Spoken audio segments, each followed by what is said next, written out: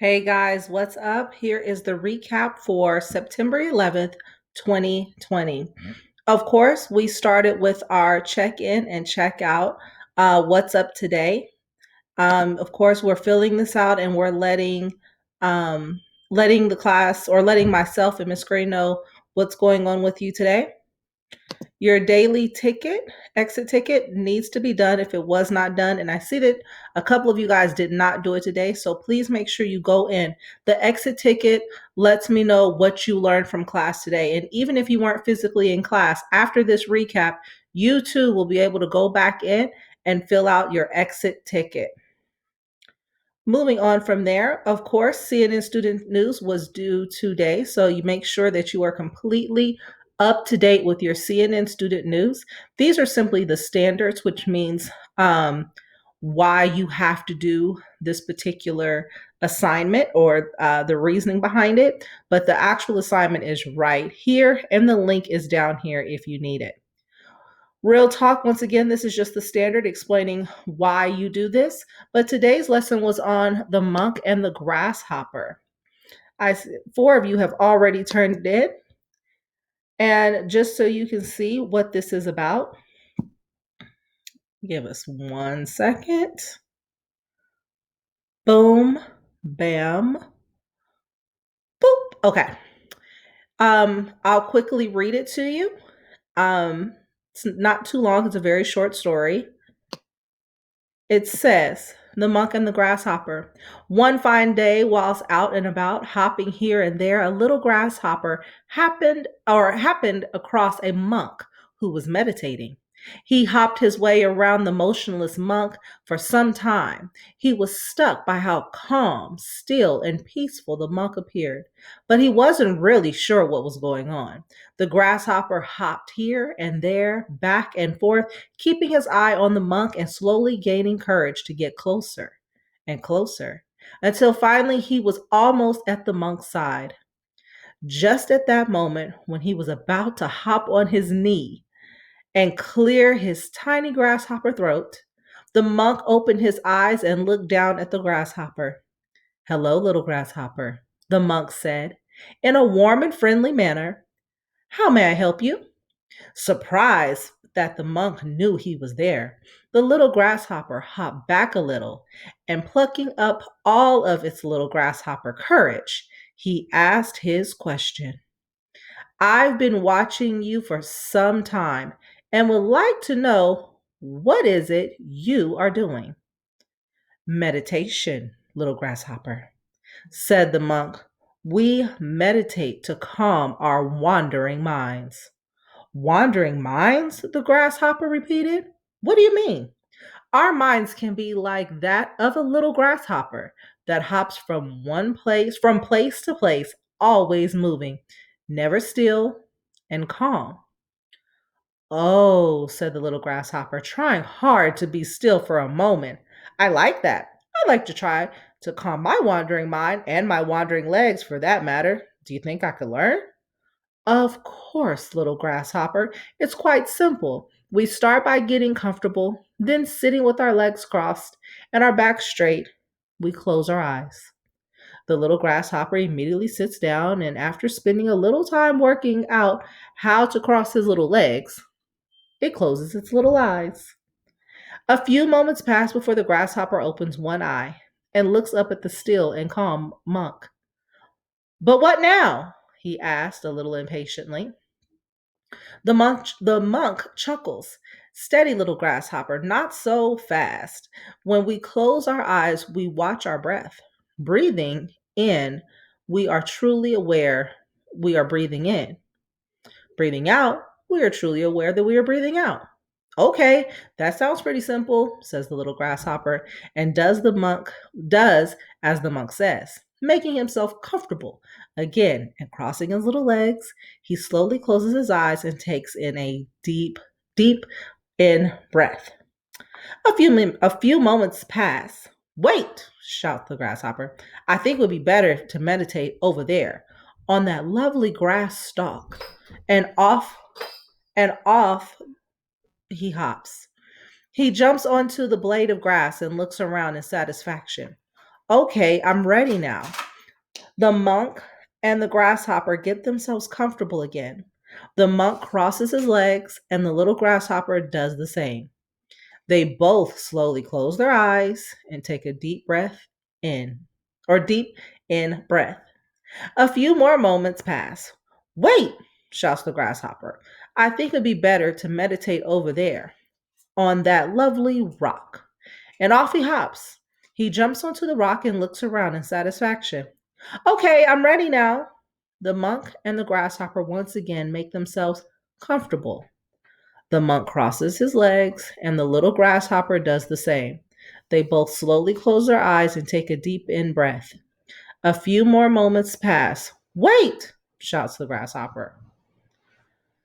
The moral of the story: our minds can be like a little grasshopper, always hopping off to here and there, following the next big distraction. We meditate to calm our minds, stilling and quieting ourselves to live more in the present moment. When we become present in the moment, we start to learn and experience the fundamental truths to that which causes us to suffer. So, what you guys are supposed to be doing is, which are you? Are you the monk or are you the grasshopper? Is there one better than the other? Why? Tell me, do you meditate? Do you pray? How do you calm yourself down? Explain this or explain what you do in 5 sentences or more. To get full credit for this assignment, it has to be 5 or more sentences. So that's that. Then we have our presentations today. I'm going to tell you the 2 ways that you can um, satisfy the requirements for this presentation. First, here are the questions. These are both questions, except for this one. This one right here. Boom, bam, pop. Almost got it. All right. If you were in class today, you know that you were broken up into group 1, group 2, group 3, group 4, and group 5. We watched a 30-minute video. And in that 30-minute video, it's broken up. These are the minutes that these questions are answered. So minute 3 minutes and 47 seconds to 7 minutes and 26 seconds, these 3 questions are answered. During our presentation, each group presented their presentation question. For example, they answered out loud for the rest of the group, how did the attacks on 9/11 affect those who survived? Group 2 had to pay close attention to minutes 9:18 to 10:50. Everyone answered the 3 questions, but the presentation question, which they weren't going to fill out until they heard the actual presentation question presented, which was, why might the Twin Towers have been chosen as a target? Group 3 focused on these minutes, answered these questions, but in front of the class, presented this question and answer. Why are first responders considered heroes? In group 4, they focused on these minutes within the presentation and presented the question, why is it important to understand that the 9/11 attacks are not a part of the religion of Islam?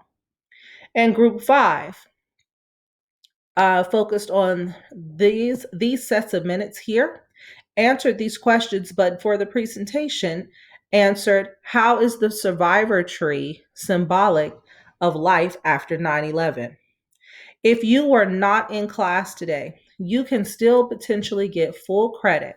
What you will need to do is do all of the questions, but pick one presentation question, whether it's presentation question number 5, presentation question number 4, presentation question number 3, presentation question number 2, or presentation question number 1.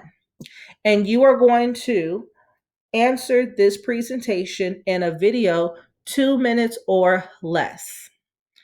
So no more than 2 minutes, but I definitely don't want anything less than a minute. So you're going to answer. If you were not in class today and you have to make this up, you will need to answer every single one of the questions for each group, 1 through 5, but you are going to pick one presentation question to make a video of and add that to your Google Classroom to this document, and you will turn that in as your assignment for a potential to get full credit for the assignment. The video cannot be more than 2 minutes, but it cannot be less than 1 minute.